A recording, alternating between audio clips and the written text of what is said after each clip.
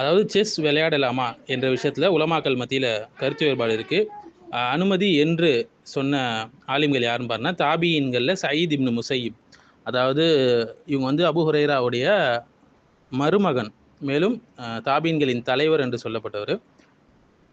இவங்க வந்து செஸ் விளையாடுறதுல ஹராமாக பார்க்கல. எது வரையில் என்றால் அதில் சூதாட்டம் இருக்கக்கூடாது, மேலும் வாஜிபான விஷயங்களை விட்டு விட்டு அதை விளையாடக்கூடாது அப்படின்னு சொல்லி. அடுத்தது ஹிஷாம் இப்னு உர்வா, இவங்க ஒரு தாபி, ஹதீஸ் அறிவிப்பாளரும் கூட.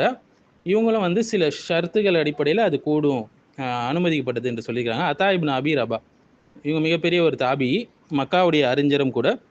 இவங்க எந்த அப்ஜெக்ஷனும் தெரிவிக்கல செஸ் விளையாடுற விஷயத்தில். மேலும் அல் முஹாரிக், இவர் வந்து ஆலிம் இல்லை, அப்பாசிய கலிஃபா கிலாஃபத்தில் வாழ்ந்தவர். இவர் வந்து ரொம்ப ஃபேமஸ் ஆனவர் செஸ் விளையாடுவதற்கு. அந்த காலகட்டத்தில் இருந்த ஒரு வழக்கமாக அது இருந்தது. அடுத்தது வந்து அதிகப்படியான அறிஞர்கள் வந்து இதை வெறுக்கக்கூடியதாகவும் இதை வந்து தடுக்கப்பட்டதாகவும் கருதுனாங்க. யாருன்னா இமாம் மாலிக் இதை வந்து ஹராமாக பார்த்தாங்க. இமாம் அபு ஹனீஃபா இது தடை செய்யப்பட்டதாக பார்த்தாங்க. இமாம் அஹமது இப்னு அம்பல், மேலும் வந்து இப்னு சீரின், மேலும் இப்னு கைம் அல் ஜவுசியா,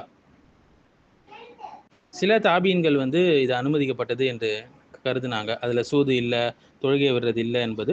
ஆனால் பெரும்பான்மையான கருத்து உலமாக்கல் மத்தியில் அது வந்து தடுக்கப்பட்டது. மேலும் வந்து டைம் வேஸ்ட்டு, அப்புறம் வந்து சூது, மார்க்கத்தை விட்டு தூரமாக்கக்கூடியது என்பது.